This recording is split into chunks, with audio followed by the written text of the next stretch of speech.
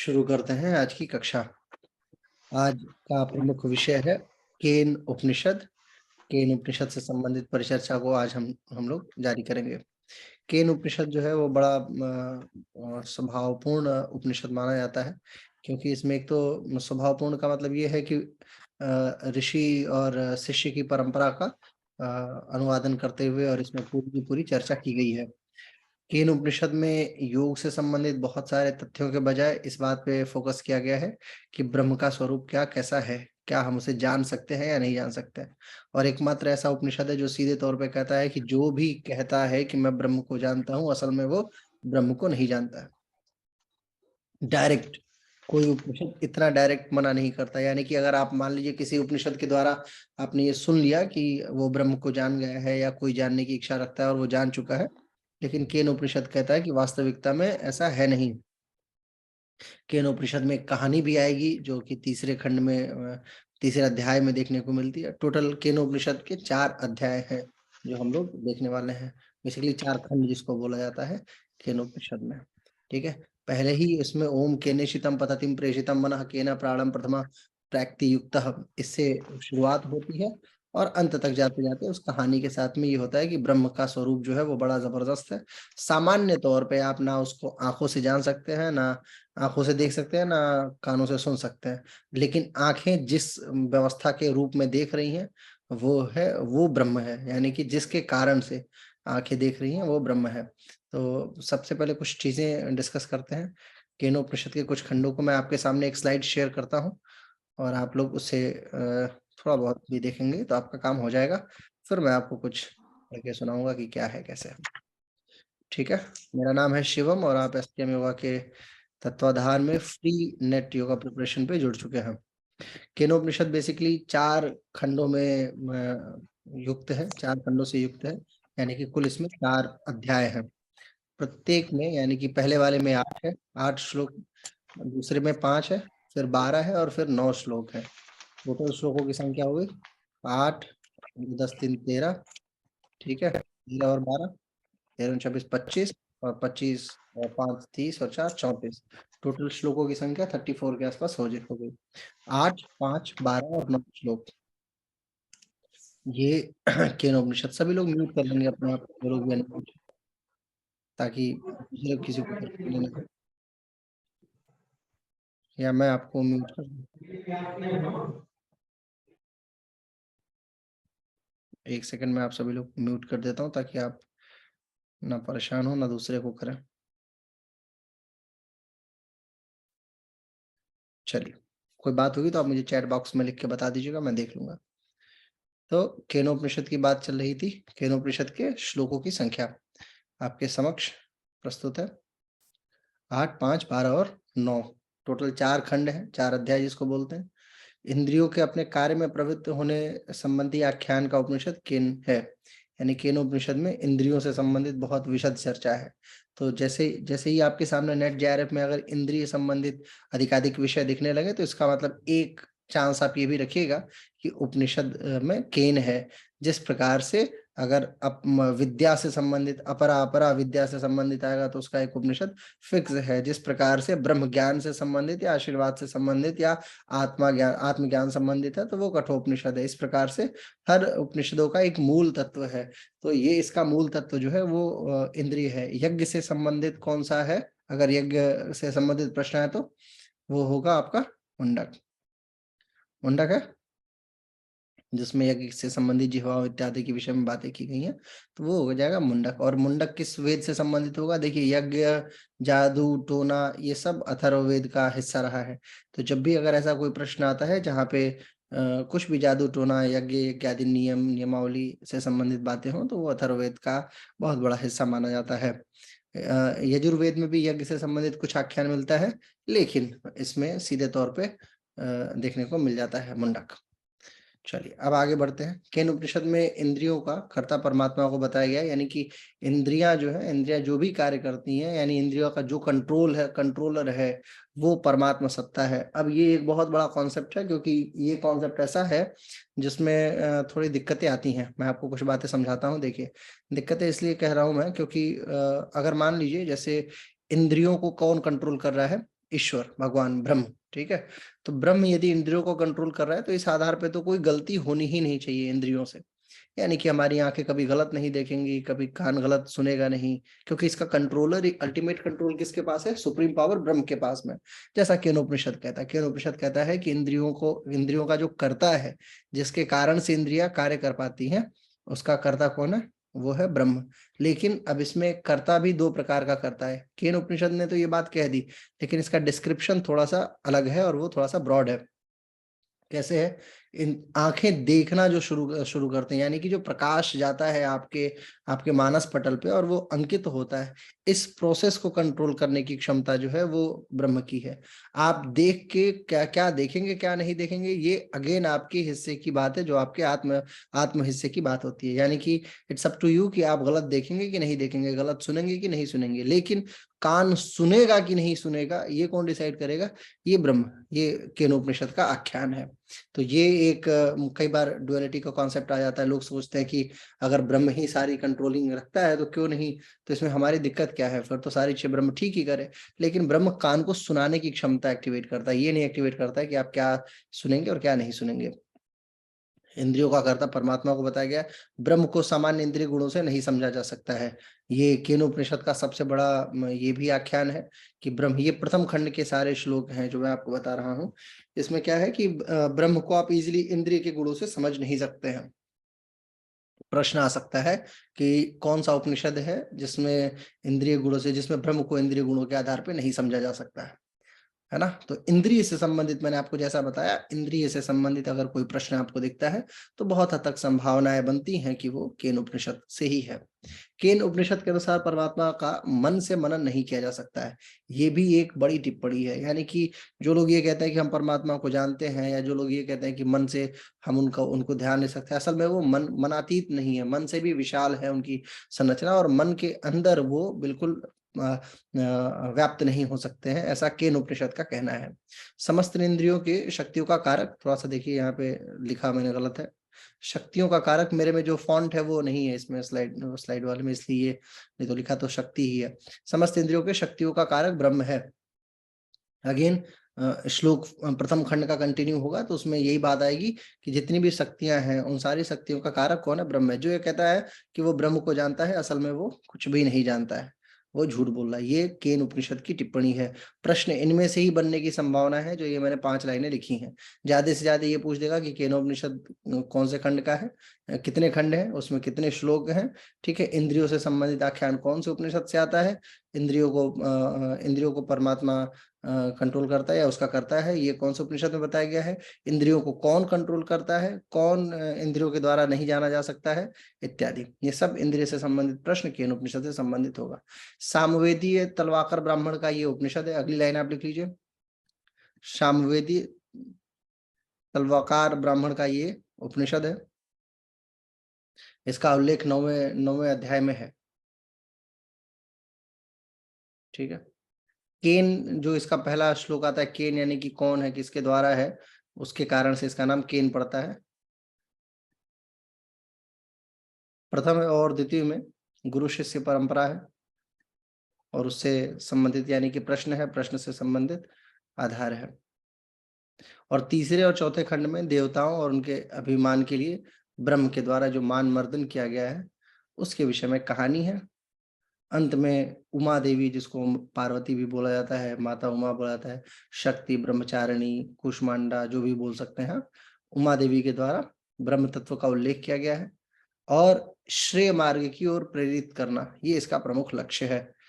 अगली लाइन बड़ी जबरदस्त है, श्रेय मार्ग की ओर प्रेरित करना, श्रेय मार्ग की ओर प्रेरित करना। ठीक है, ये है ना श्रेय मार्ग, श्रेय मार्ग की ओर प्रेरित करना इसका प्रमुख लक्ष्य है।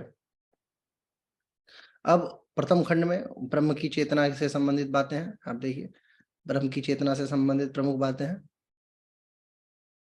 ठीक है, उसमें ये जानने की कि ब्रह्म कौन है, क्या है, कैसे है, ये बात आती है।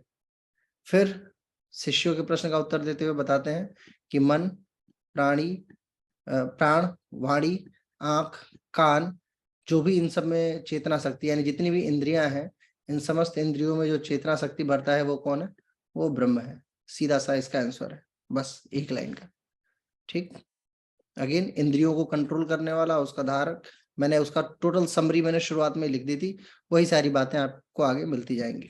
ठीक है, दूसरे खंड में ये बताया गया है कि ब्रह्म जो है वो सर्वज्ञ है। ठीक है, वो ऐसा नहीं है कि आप उनको जान सकते हैं, सामान्य नहीं है। ठीक है, वो असीम है, अनंत है। ठीक है, उसे जाना गया है ये भी संभव नहीं है, कोई इसको जान नहीं सकता है, उनकी सत्ता को कोई कंट्रोल नहीं कर सकता, ना ही उनको कोई डिस्क्राइब कर सकता है। सेकंड खंड में ये बात बताई गई है। और उनके मतलब उनके ब्रह्म के विषय में वो निराकार है, निराकार ब्रह्म के विषय में किसी भी कल्पना के द्वारा आप उनको समझ नहीं सकते हैं। कल्पना जो है वो उनके लिए शून्य हो जाती है, यानी कि फाइनल स्टेज तक आप ब्रह्म को जाने इतना आसान नहीं है। सामान्यतः अगर आप देखें तरीके से, अगर इस बात को थोड़ा सा रेक्टिफाई करके अगर हम लोग समझें, तो सीधा सीधा एक माजरा ये भी है कि हम ऐसे कह सकते हैं कि ये संसार जो है, इस गैलेक्सी को देखिए, आप कहाँ है, मानिए कि वियतनाम के एक छोटे से शहर में, एक छोटे से शहर में मैं बैठा हुआ हूँ, हाँ, या आप मानिए आप किसी गांव में बैठे हुए हैं। आप अपने गांव से फिर आपका ब्लॉक होगा, ब्लॉक से फिर आपका जिला होगा, जिले से फिर आपका राज्य है, राज्य से फिर आपका देश है, देश से फिर एशिया महादेश है, फिर उस महादेश से ये विश्व बनता है, कई महादेशों को मिला के, फिर ये उस सारे विश्व को मिला के पृथ्वी बनती है। पृथ्वी सूर्य का चक्कर लगा रही है, ऐसे न जाने कितने सूर्य घूम रहे हैं, और ये न जाने कितने सूर्य एक गैलेक्सी का हिस्सा है, मिल्की वे गैलेक्सी। और मिल्की वे गैलेक्सी जो है और न जाने कितने सिस्टम का बहुत बड़े सिस्टम का हिस्सा है। तो इस तरीके से अगर आप देखें तो आपके रहने या ना रहने से कोई फर्क नहीं पड़ता है, सीधी सी चीज है। यानी कि आप बिल्कुल एक छोटे से पौधे की तरह उगे और उग के खत्म हो गए, कोई फर्क नहीं पड़ता है कहाँ कहाँ है कौन है। 14 मिलियन से ज्यादा स्पीसीज हैं इस समय अर्थ पे, उस स्पीसीज में एक आदमी है, आप एक मनुष्य है। तो यही बात केन उपनिषद पूरी तरीके से बताने की कोशिश करता है कि देखिए, हमारे रहने या ना रहने से कोई फर्क नहीं पड़ता। ब्रह्म जो है, जो इस समस्त संसार का निर्माण करता है, असल में उसे हम इंद्रियों के द्वारा डिस्क्राइब नहीं कर सकते। क्योंकि मानिए, अगर मान लीजिए मेरे को फोटो लेनी है कि आपकी, तो कम से कम थोड़ी दूरी तक तो मेरे को आना होगा ना, अगर मैं पूरी फोटो आपकी लेना चाहूँ तो अगर ब्रह्म की फोटो या ब्रह्म के विषय में कल्पना करना है, तो आपको ब्रह्म से उतनी दूरी तो क्रिएट करनी होगी जितने पे उसका पूरा एक आइडियोलॉजिकल आप एक पिक्चर फिगर आउट कर सके, और ये दूरी क्रिएट कर पाना लगभग असंभव है। केन उपनिषद इसी बातों को बहुत क्लियरली कहता है। और एक इसमें जो तीसरा अध्याय है वो ये बताने की कोशिश है कि ब्रह्म जो है वो अहंकार से परे है। ठीक है, अहंकार से परे का मतलब ये है कि एक बार क्या हुआ, इस पे तीसरे खंड में एक बड़ी अच्छी कहानी है। हुआ ये कि एक बार देवताओं ने असुरों पर विजय प्राप्त कर ली। असुर का मतलब जो राक्षसी शक्तियां थी, तीसरे खंड की कहानी है।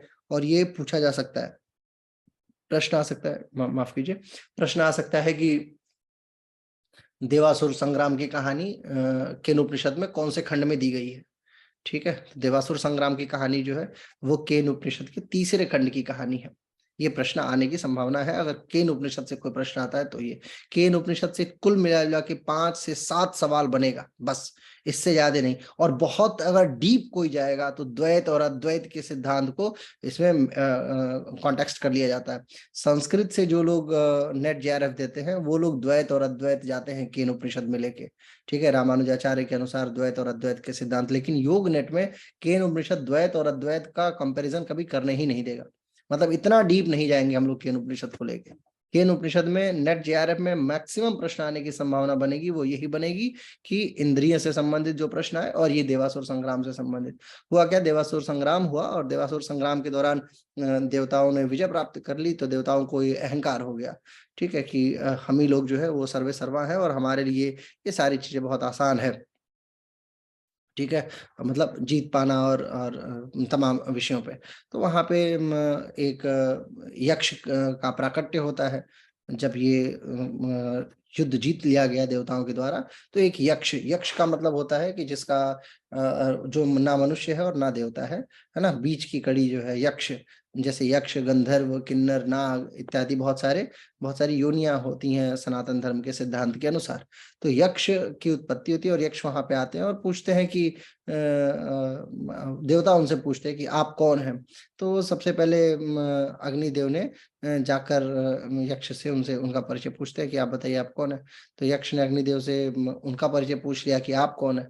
अग्निदेव ने उत्तर दिया कि वो अग्नि है और उसे लोग जात वेदा कहते हैं। तो प्रश्न आ सकता है कि अग्नि को जात वेदा निम्न में से कौन उपनिषद में कहा गया है। ठीक है, जात वेदस जिसको कहा जाता है, तो जात वेदा जो है वो केनोपनिषद का है, जात वेद। ठीक है, ये प्रश्न अगर आया, देखिए पूरे श्लोकों में से मैं बता रहा हूँ कि ढूंढ ढूंढ के निकालने पे प्रश्न अगर आएगा तो ये आएगा।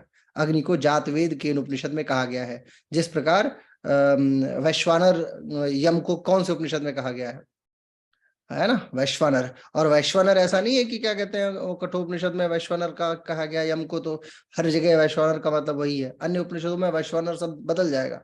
तो अगर ये यम शब्द आ जाता है कि यम को कहा वैश्व कहा गया है, तो उस समय आपको ये समझना होगा कि यम को वैश्वानर कहा गया कठोपनिषद में। ठीक इसी प्रकार अग्नि को क्या कहा गया, जातवेद। ठीक है, जातवेद अग्नि ने खुद बताया कि देखिए मेरा मेरा नाम अग्नि है और लोग मुझे जात वेदा भी कहते हैं। चाहे कुछ भी हो पृथ्वी पर, मैं उसे भस्म कर सकता हूँ, जला सकता हूँ। तो यक्ष के चेहरे पे थोड़ी सी मुस्कान आई और यक्ष ने एक छोटा सा तिनका उठा के उनको दिया और बोला कि ये आप इसे जला के दिखाइए। अग्निदेव ने समस्त अपनी ताकत का प्रयोग किया और वो तिनके को जला नहीं सके। अंत में हार कर वो यक्ष को पहचान भी नहीं सके और हार कर इंद्र के पास चले आए। फिर अब वायुदेव ने इंद्र जो है वो वायुदेव को भेजते हैं कि जाइए आप जाके पूछ के आइए कि ये कौन है। वायुदेव की यात्रा होती है और वायुदेव जाते हैं और अपना परिचय देते हैं। बहुत बखान करके बताते हैं, कहते हैं कि मैं अपनी सारी शक्ति से आकाश से लेके पृथ्वी तक जो भी चीज है मैं उसको उड़ा सकता हूँ, उसे उसे यहाँ से वहां भेज सकता हूँ पल भर में। ठीक है, तो यक्ष ने कहा कि ठीक है, ये लीजिए तिनका और आप इसको उड़ा दीजिए। तो वो फिर पूरी कोशिश की उन्होंने और वो असफल रहे, वो उड़ा नहीं पाए। उन्होंने इंद्र से पता लगाने के लिए फिर वापस वायुदेव जो है वो गए इंद्र के पास और बोले कि सर मैं भी इसमें फेल फेल रहा। तो अब इंद्र ने यक्ष का पता लगाने के लिए तीव्र गति से यक्ष की ओर प्रस्थान किया, परंतु उनके वहां पहुंचते इंद्र उसके पहले ही यक्ष जो थे वो अंतर्ध्यान हो गए। तब इंद्र ने भगवती उमा से यक्ष के बारे में प्रश्न किया। भगवती मतलब जो शक्ति हैं। तो उन्होंने बताया कि जिसको तुम अनायास ही ले रहे थे, असल में वो कौन था, वो यक्ष नहीं थे, वो ब्रह्म थे। और यही वो ब्रह्म है जिनके आधार पे ये समस्त विश्व चलायमान है। आप सामान्य इंद्रियों से जिसकी कल्पना नहीं कर सकते हैं। कुल मिला के तीसरे खंड में ये जो केनोपनिषद है वो यही बताना चाहता है कि ब्रह्म सबसे पहली चीज से जिससे परे है वो है अहंकार। ठीक है, तो ब्रह्म को अहंकार से परे बताया गया है। प्रश्न बन सकता है, निम्न में से कौन सा उपनिषद है जिसमें ब्रह्म को अहंकार से परे बताया गया है। ठीक है, आपके सामने ईशावास्य उपनिषद, बृहदारण्यक उपनिषद, ऐतरेय और केन उपनिषद लिख दिया तो आप कंफ्यूज होंगे। तो उस समय आपको ये ध्यान रखना होगा कि तीसरा खंड जो है वो इसी कहानी से संभ्रांत है। देखिए होता क्या है, उत्तर जिस समय आप उपनिषद पढ़ रहे होते हैं, अनुभव बता रहा हूं मैं आपको, जिस समय आप उपनिषद पढ़ रहे होते हैं उस समय तो बहुत इजी लगता है कि चलो अरे केन उपनिषद में कहानी है, ठीक है। लेकिन जब एक साथ आप सारे उपनिषद पढ़ लेंगे तो बनेगी खिचड़ी। और वो खिचड़ी बनेगी तो क्योंकि ब्रह्म सब में है, ठीक है, ब्रह्म ऐसा कहीं नहीं, आत्मा सब में है कहीं ना कहीं से, तो वो आ जाएगा और आपके सामने चार उपनिषद होगा तो आपको मारना होगा सही, मार देंगे गलत।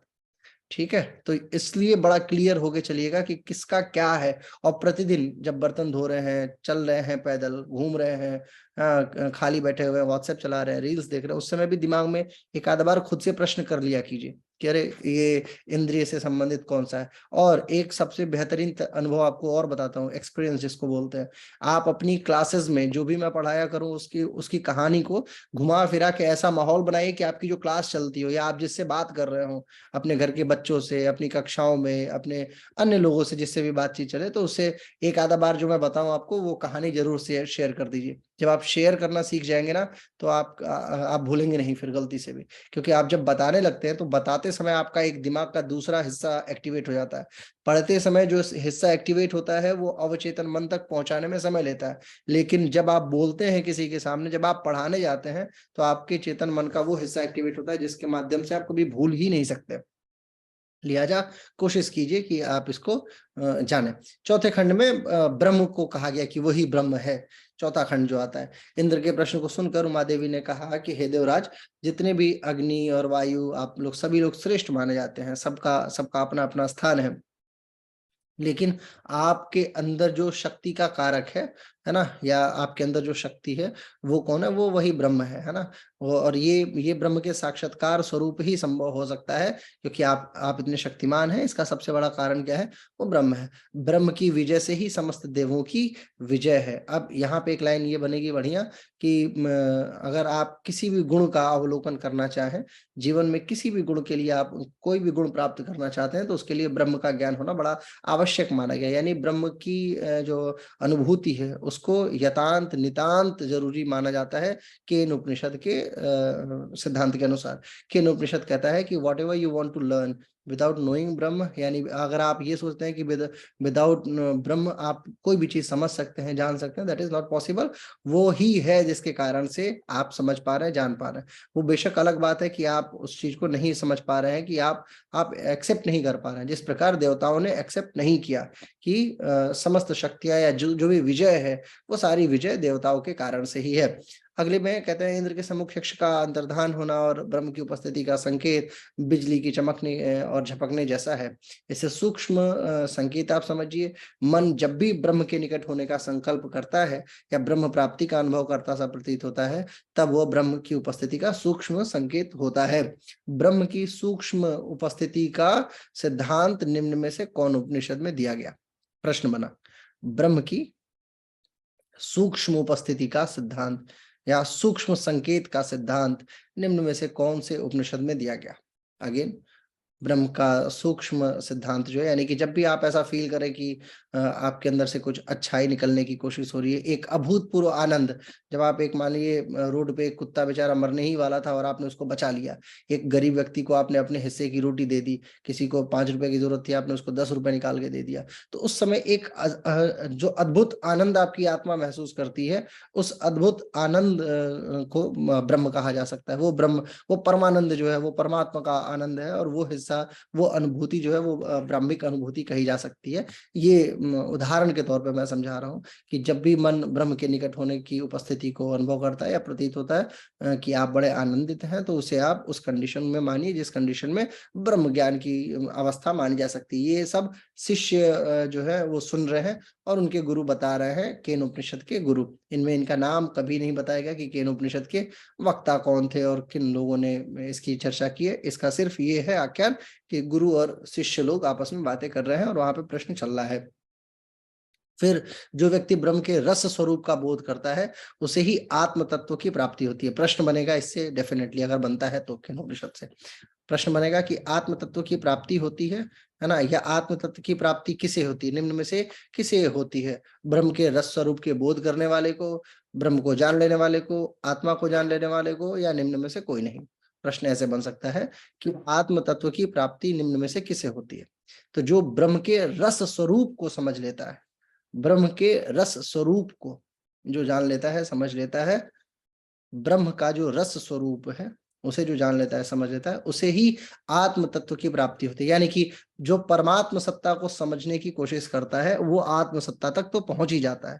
यानी कि आप देखिए, सचिन तेंदुलकर और उसेन बोल्ट, दो लोग हैं, ठीक है, खिलाड़ी। सचिन तेंदुलकर कहते हैं कि लंबा चलो, जितना चल सकते हो, लंबे लंबे गोल सेट करो। जैसे मैंने सैकड़ों का सैकड़ा सोचा, यानी 100 को मैं 100 टाइम्स बनाऊंगा, है ना, मैं शतकों का शतक बनाऊंगा, मेरा टारगेट ये था।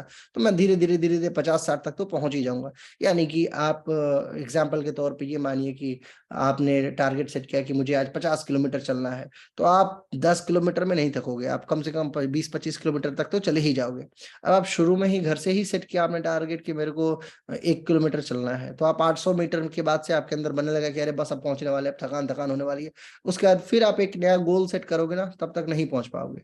ठीक है, मतलब थकान थोड़ी ज्यादा हो जाएगी। शॉर्ट टर्म गोल, ये सचिन तेंदुलकर का सिद्धांत है उनकी किताब में बाकायदा। और उसेन बोल्ट का कहना है कि मैंने अपने जीवन में हमेशा छोटे छोटे टारगेट सेट किए, मैं कभी आगे नहीं बढ़ा, मैंने बहुत लंबे लंबे दौड़ के विषय में सोचा ही नहीं। मैं 100 मीटर के लिए अपनी पूरी जान लगा देता था, और 100 मीटर में ऐसे भागता था, 100 मीटर दौड़ने के लिए मैं 100 किलोमीटर दौड़ता था, 100 किलोमीटर की प्रैक्टिस करता था, ताकि मैं उन 100 मीटर में दुनिया के सबसे तेज धावकों की तरह दौड़ूं, और मैं उन 100 मीटर में अपनी पूरी ताकत से दौड़ता था। तो सिद्धांत दोनों ठीक है, ठीक है। बस यहाँ केन उपनिषद सचिन तेंदुलकर के सिद्धांत से इत्तेफाक रखता है। कहता है कि अगर आपको आत्मा को जानना है भैया, तो आप परमात्मा को की फोटो लगा लो अपने दिमाग में, ठीक है। और जितनी कोशिश कर सको परमात्मा सत्ता को जानने की कोशिश करो। अगर आप परमात्मा सत्ता की तरफ चल निकलोगे तो कहीं ना कहीं आत्म स्वरूप का जो है, आत्म तत्व की प्राप्ति हो जाएगी, क्योंकि ब्रह्म जो है वो ब्रह्म के रस स्वरूप का जो बोध करता है, यानी जो उसको रसात्मक मानता है, उससे आत्म तत्व तक तो वो पहुंच जाता है।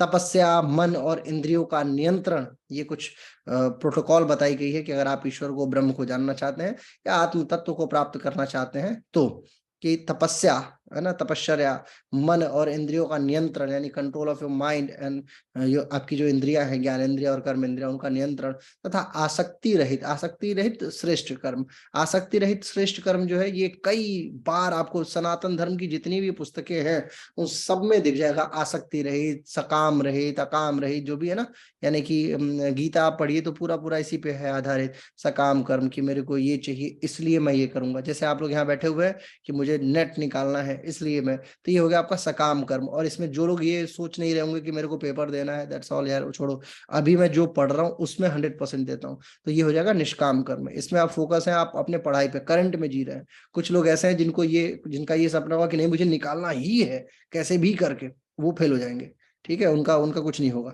जो लोग ये सोच, मैं नहीं कह रहा हूँ, ये केन उपनिषद कह रहा है, मेरी तरफ ऐसे मत देखिए आप लोग। केन उपनिषद कह रहा है कि अगर आप नहीं निकाले, मतलब आप सकाम कर्म मत करो, अपने काम पे फोकस करो, जो पढ़ाया जा रहा है उस पर फोकस बनाए रहो, धीरे धीरे निकल जाएगा। और ये भी कहना है गीता में, मैं बार बार ये बात कहता हूँ, गीता में एक बहुत बढ़िया श्लोक आता है, बड़ा जबरदस्त शब्द मिला हुआ है, मुझे मुझे बहुत बढ़िया शब्द लगता है। उसको बोलते हैं बिजनेस माइंड। बिजनेस माइंड को गीता में कहा गया है व्यवसायित्मिका बुद्धि। आप पढ़िएगा, शब्द आता है दूसरे अध्याय में 35वें 40वें श्लोक के आसपास में दिख जाएगा आपको। व्यवसायित्मिका बुद्धि, इसका मतलब होता है कि वो व्यक्ति जो क्या कहते हैं, दिमाग लगा देता है, बिजनेस वाला, ठीक है। गुप्ता जी लोगों का जैसे बिजनेस होता है ना, कि चलो ठीक है 50 पैसे में 5 पैसे का ही लाभ मिलेगा, तो चलो वही निपटा लेते हैं। वो 5 पैसे वाला जो लाभ है, वो उसको व्यवसायत्मिका बुद्धि कही जाती है।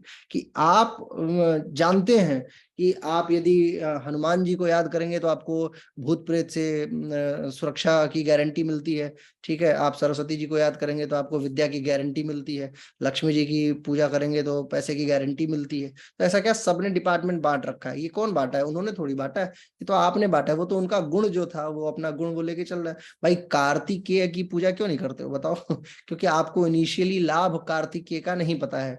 नॉर्थ इंडिया में कार्तिकेय के लाभ के विषय में आपको पता ही नहीं है। और यही आप साउथ इंडिया में चले जाइए तो साउथ इंडिया के देवताओं का वर्णन बड़ा जबरदस्त है। वहां वाराह रूप में विष्णु भगवान पूजे जाते हैं। कर आप जाइए कर्नाटका साइड में भी एक फिल्म आई थी कंतारा, आपने देखा होगा, उसमें वाराह रूप की पूजा की जा रही है। वहां पे अयप्पा की पूजा की जाती है। वहां ये मोर को और कार्तिकेय को बहुत माना जाता है। सुभद्रा की पूजा की जाती है। आप कल्पना कीजिए उड़ीसा साइड में चले जाइए तो सुभद्रा है ना, और बलराम की पूजा हो रही है। और नॉर्थ इंडिया में सारे के सारे बिजनेस माइंड वाले जितने मतलब जिनसे प्रॉफिट हो रहा है, डायरेक्ट प्रॉफिट, वही पूजा के घर में दिख जाएंगे आपको। विष्णु भगवान दिख जाएंगे, शंकर भगवान दिख जाएंगे, हनुमान जी दिख जाएंगे, गणेश भगवान, यही लोग, मतलब फिक्स एक एक टर्म है कि इतने लोगों के साथ में कार्य चलना है। तो व्यवसायित्मिका बुद्धि की बात है जो केनोपनिषद ने अवॉइड करने को कहा है। केनोपनिषद का शब्द थोड़ा सा अलग है, व्यवसायित्मिका नहीं है। इन्होंने कहा है कि आप लोग जो सकाम कर्म करने की कोशिश करते हैं, उसे कोशिश कीजिए कि ना, मतलब ना करें, और जितना हो आसक्ति रहित कर्म करने की कोशिश कीजिए। आसक्ति रहित श्रेष्ठ कर्म की बात केनोपनिषद का एक्चुअल शब्द है। और ये बताते हैं कि यही, इन्हीं सारी चीजों से, यानी यही 4 आधार हैं। अब प्रश्न क्या बन सकता है कि केन उपनिषद के अनुसार ब्रह्म प्राप्ति के 4 आधार निम्न में से हैं, ठीक है। और या ये भी दे दिया कि तपस्या, मन, इंद्रिय नियंत्रण और आसक्ति रहित श्रेष्ठ कर्म, ये निम्न में से किसकी प्राप्ति के लिए आवश्यक है? ब्रह्म प्राप्ति, आत्म प्राप्ति, परमात्मा प्राप्ति, इनमें से कोई नहीं है, इनमें से सब, ठीक है। या ये भी प्रश्न पूछ सकता है, इसी को थोड़ा और घुमाएगा तो, कि तपस्या, मन, इंद्रिय नियंत्रण और आसक्ति रहित श्रेष्ठ कर्म, ये ब्रह्म प्राप्ति के साधन निम्न में से कौन से उपनिषद में बताए गए हैं? तो आप हो जाएंगे कंफ्यूज, क्योंकि बहुत सारे उपनिषदों में ऐसी बातें आएंगी। लेकिन ये अगर 4 शब्द आते हैं तो इनको आप माइंड आउट कर लीजिए कि क्या है। 4 शब्द है: तपस्या, मन और इंद्रिय नियंत्रण और आसक्ति रहित श्रेष्ठ कर्म। इन्हीं 3-4 चीजों के आधार पे ब्रह्म की प्राप्ति संभव है। और ये कौन कहता है? केनोपनिषद। वेदों में इस विद्या का बहुत विस्तार से वर्णन है। वेदों में इस विद्या का, यानी कि किस प्रकार से ब्रह्म प्राप्ति की जा सकती है, इन्हीं 4-5 3-4 पिलर्स के आधार पे उसका बाकायदा वर्णन किया गया है। इस ब्रह्म विद्या को जानने वाले साधक अपने समस्त पापों का नाश कर लेते हैं। और जो भी इस प्रकार ब्रह्म विद्या को जानने की कोशिश करता है, यानी कि जो आसक्ति रहित हो जाता है, जो अपने मन और इंद्रिय को कंट्रोल करना सीख जाता है, जो तपस्या करता है, वो अपने समस्त पापों को नष्ट कर लेता है और उस अविनाशी असीम परम धाम को प्राप्त कर लेता है, जहां पे ब्रह्म की उपस्थिति मानी जाती है। ठीक है। फिर जब इतनी सारी बातें सुनी इंद्र ने उमा देवी के द्वारा, जिसको आप कुष्मांडा जो भी कह लीजिए, जो शक्ति हैं, तो उन शक्ति देवी या उमा देवी के द्वारा जो भी बातें सुनी इंद्र ने, तो फिर इंद्र ने अपने अहंकार का त्याग किया। और अंत में फिर जो लास्ट श्लोक आता है उसमें फिर गुरु जो है वो बताते हैं अपने शिष्यों को कि बच्चों, जिस प्रकार इंद्र ने अपने अहंकार का त्याग किया, ठीक इसी प्रकार तुम भी अपने अहंकार का त्याग कर और उस ब्रह्म में अपने आप को समाहित करने के लिए प्रेरित होकर धीरे धीरे धीरे धीरे तुम भी आगे बढ़ सकते हो। ठीक है। ये बातें जो है इस उपनिषद की प्रमुख बातें हैं। अब अंतःकरण की बात है कि इसमें केनोपनिषद के अनुसार अंतःकरण क्या है? तो सबसे पहला मन है, लिख लीजिए। अंतःकरण केनोपनिषद के अनुसार 4 है: मन, बुद्धि, चित्त, अहंकार। बार बार आप लोग योगा में सुनते होंगे ना, mind body and soul, mind body and soul. ऐसे ही मन, बुद्धि, चित्त, अहंकार जो आता रहता है। तो मन, बुद्धि, चित्त और अहंकार, ये केन उपनिषद का टर्म है जो सबसे पहले क्वाइन होता है योगा फिलोसफी में। अगर सामान्यतः अगर आप देखते हैं तो योगा फिलोसफीज में जो शब्द आते हैं, चित्त वगैरह, ये सब इन्हीं से लिया हुआ है: मन, बुद्धि, चित्त व अहंकार। अब मन जो है वो 5 इंद्रियों से ज्ञान प्राप्त करता है और 5 अन्य से कर्म कराता है। मन 5 इंद्रियों से ज्ञान प्राप्त करता है, यानी कि जो भी सिचुएशंस हैं उसको एनालिसिस करने के लिए 5 इसके रिसेप्टर्स हैं। 5 रिसेप्टर्स, जिसको 5 ज्ञान इंद्रिया कहा जाता है। और इन 5 रिसेप्टर्स को जो भी रिसेप्शंस प्राप्त होता है, जो भी चीजें आपके अंतरंग में जाती हैं, मन में प्रवेश करती हैं, उसी आधार पे मन जो है वो आपके 5 कर्म इंद्रियों से कार्य कराता है। जैसे मान लीजिए कि आप देख रहे हैं कि आपके सामने कोई छोटे से जानवर के बच्चे को बहुत जोर से मार रहा है, तो आपको गुस्सा आना स्वाभाविक है। और जब गुस्सा आएगा तो वो फिर आप जाके उसको एक झापड़ आप भी मार देंगे, है ना, एक जोर से मार सकते हैं आप। तो वो क्या है, आपके मन के अंदर एक विजुअल इफेक्ट गया कि ये गलत हो रहा है। अब ये गलत एनालिसिस कहाँ से सीखा है आपने? आखिर आपके लिए वो चीजें गलत कैसे हो गई हैं? वही चीजें हो सकती है किसी अन्य के लिए सही है। ठीक है। तो अब ये गलत और सही एनालिसिस जो करता है वो मन अपने अपने बुद्धि के अनुसार करता है। अब सबकी अपनी अपनी बुद्धि होती है अलग अलग। जिस प्रकार एक जंगल में एक कहानी इस पे और है, बहुत अच्छी मुझे याद आ रही है। एक राजा थे, वो उनकी राजसभा लगी हुई थी, कबूतर उड़ता हुआ आया और उनके हाथ में बैठ गया। बोला मेरी रक्षा करो। और रक्षा करो, तब तक पीछे से एक गिद्ध भी आया। बोले नहीं, ये तो मेरा शिकार है, मैं इसको खाऊंगा नहीं तो मैं मर जाऊंगा। अब आप ये बताओ कि मुझे गिद्ध भगवान ने बनाया है तो मैं क्या करूं? शिकार करना तो मेरा धर्म है। अब राजा कंफ्यूज हो चुके थे कि वो करें क्या। उनके पास कोई ऑप्शन नहीं बचता है। ऐसी कंडीशन आपके सामने भी आएगी कई बार जीवन में, जहां पे आप ये कंफ्यूज हो जाएंगे करेंगे क्या। और जब कंफ्यूजन आ जाए तो मान के चलिए कि आपको अपनी बुद्धि और मन, इन सबको एक साथ एकाकार करके ही आपको ये कार्य करना है। अगर आप मन बुद्धि को एकाकार नहीं कर पाएंगे तो आपका चित्त जो है वो बड़ा एंजॉय लेगा हर कंडीशन में। मेरा अपना अनुभव है, ये मैं आपको बता रहा हूँ कि मेरे शरीर में मैंने इन चारों को महसूस किया है अपने दिमाग में। एक होता है ना, आपने सुना होगा कि मेरा मन ये कर रहा है, जैसे मेरा मन कर रहा है आइसक्रीम खाने को। ठीक है, तो मन कर गया।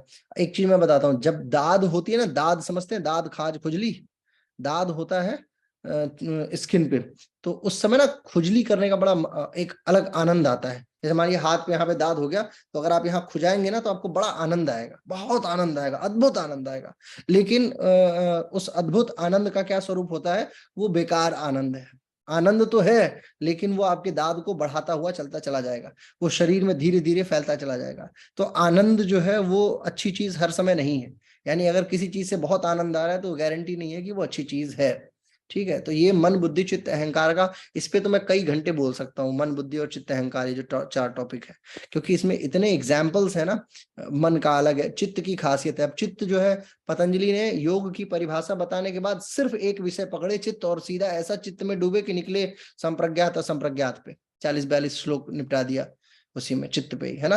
योग चित्त वृत्ति निरोध चित्त वृत्तिया पंचतया क्लिष्टा क्लिष्ट, और उसके बाद फिर ये चलता चलता चला जाता है। प्रमाण विपर्य विकल्प निद्रा स्मृतिया, है ना, विपर्य मिथ्या ज्ञान मत द्रुप प्रतिष्ठम, और धीरे धीरे धीरे धीरे करते हुए चित्त के एक्सट्रीम कंडीशन तक पहुंचते हैं, और लास्ट में बताते हैं कि चित्त को कंट्रोल कर लो। ठीक, ऐसे ही मन के विषय में बहुत सारी बातें हैं।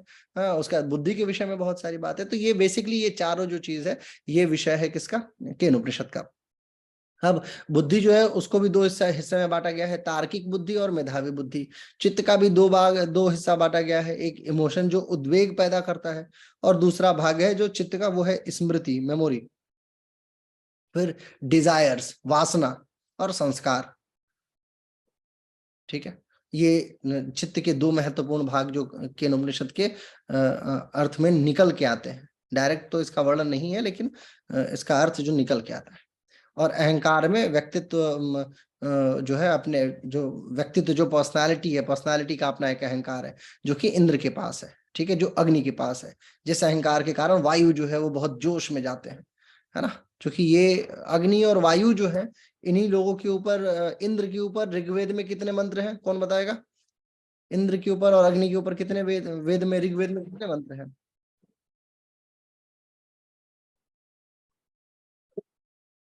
कंफ्यूज ना, टाइप करके बता दीजिए।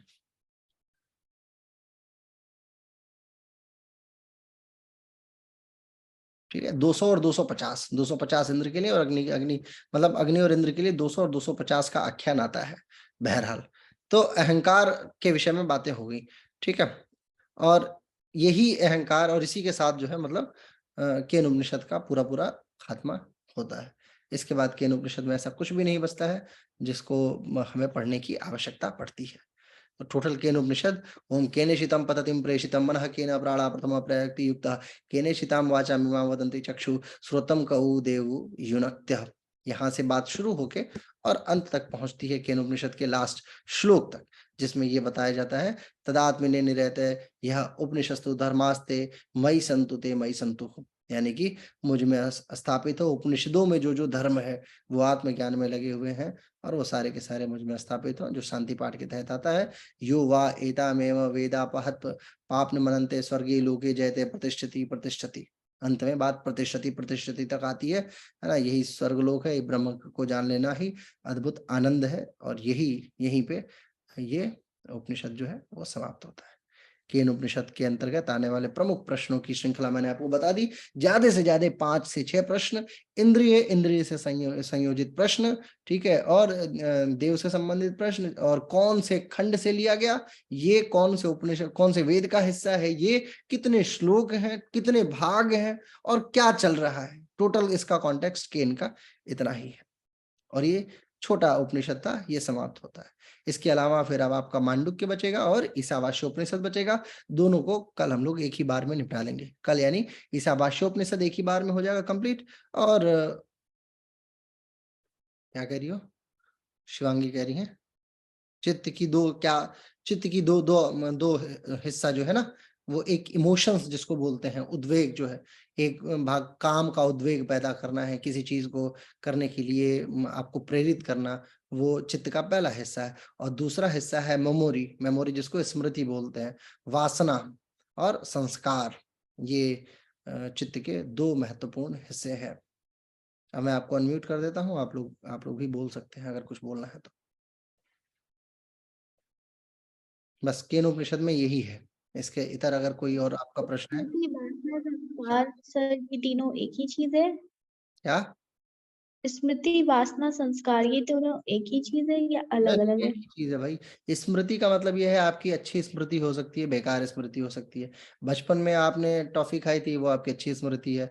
टॉफ़ी खा के आपका दाँत सड़ गया था, वो आपकी बेकार स्मृति है। हुँ, वासना का मतलब ये है कि टॉफ़ी खाने की इच्छा उत्पन्न हुई थी, वो आपकी वासना थी, डिज़ायर थी, है ना? आपको लगता था कि नहीं मुझे आज टॉफ़ी अगर मिल जाए, है ना? तो ज़बरदस्त मज़ा ही आ जाए। कैडबरी मिल जाती थी, अल्पेनलिबे आती थी, तो मुझे बड़ा आनंद आता था। अल्पेनलिबे की टॉफ़ी सन 2000 में अगर मिल जाती थी, तो बड़ा आनंद आता था, वाह! 25 पैसे की मिलती थी उस समय। तो वो वासना हो गई, ठीक है? और संस्कार हो गया ये कि संस्कार में हमारे यहाँ खाना मतलब जब तक गाय को रोटी दे नहीं दी जाती थी, तब तक मम्मी खाने नहीं देती थी। शाम को जब तक जो है वो सूर्य देवता लाल से मतलब बिल्कुल गायब नहीं हो जाते थे, तो उस समय भूख बहुत जोर की लगती थी क्योंकि खेल के आते थे 5 बजे के आसपास। तो 5 से 6 के बीच में खाना बिल्कुल बैन था। और भूख बिल्कुल लगता था कि अब बिल्कुल मरणासन स्थिति हो गई है, दे दो, लेकिन मम्मी कभी नहीं देती थी। वो कहती थी कि जब तक ये जो समय है, इस समय में नहीं खाया जाता है, ये इसके बाद रात में खाने को मिलेगा। और रात को अगर सो भी जाते थे तो भी उठा के खिलाया जाता था, तो वो संस्कार की बात हो गई। उस संस्कार के फलस्वरूप अल्पेनलिबे कभी ऐसे खाने का अगर शाम को खरीद भी लिया तो उस समय नहीं खाते थे। तो ये संस्कार, तो ये चित्त की 3 अवस्थाएं हो गई। उसी अल्पेनलिबे के उदाहरण पे मैंने आपको समझा दिया। ठीक है? और पहला जो भाग है चित्त, जो एक होती है ना जिसको, जैसे ये जो सिगरेट पीने वाले लोग होते हैं, इनको एक तलब उत्पन्न होती है, नहीं मुझे सिगरेट के बिना मैं जिंदा नहीं रह सकता, अब तो मुझे सिगरेट चाहिए। जो शराब पीने वाले लोग हैं, ये लोग इतनी मार पिटाई क्यों करते हैं? क्योंकि उनको शराब चाहिए होती है। तो वो जो उद्वेग पैदा होता है, ये भी चित्त का ही भाग है, अहंकार का भाग नहीं है, है ना? कुछ लोग शराब को अहंकार वाले हिस्से से जोड़ के रखते हैं। जो लोग अहंकार वाले हिस्से से जोड़ के रखते हैं, उनके अंदर उद्वेग नहीं पैदा होता। आप देखिए शहरों में, आप जाके देखिए बड़े-बड़े जो घर हैं, उनके घरों में एक कोना बनाया जाता है जिसको कॉकटेल बोला जाता है ना, कॉकटेल, मॉकटेल कुछ बोलते हैं सब, कि ये कोने में शराब रखी हुई है और अजीबो-गरीब ब्रांड की शराब रखी रहती है। लेकिन उनके घर के जो मालिक होते हैं वो कभी नहीं पीते। मैंने नहीं देखा, यदा-कदा कभी पीने का मन कर दिया तो कर दिया। और जो बेचारा बिल्कुल कंगाल है ना? गाँव के बिल्कुल गरीब घर से आता है, उसको डेली वो दिन में अगर ₹200 का काम कर रहा है तो ₹50 की दारू पी जा रहा है वो। क्योंकि उसको शाम को आते ही उसको लगता है नहीं मुझे चाहिए। तो वो चित्त के उद्वेग वाले हिस्से में शराब को बैठा लिया है और इसने चित्त के अहंकार वाले हिस्से में शराब को बैठा लिया है।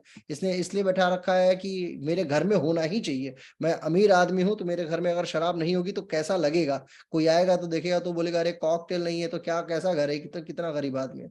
तो वो अहंकार वाले हिस्से से शराब को देख रहा है और जो दूसरा व्यक्ति है वो गरीबी के चक्कर में देख रहा है। तो बस यही है। ये चित्त के 2 हिस्से होते हैं, एक उद्वेग उत्पन्न करता है और एक जो है अहंकार के फलस्वरूप उसका उसका उसको फॉलोशिप मतलब उसको फॉलो करता है, उसकी फेलोशिप लेता है। ठीक है?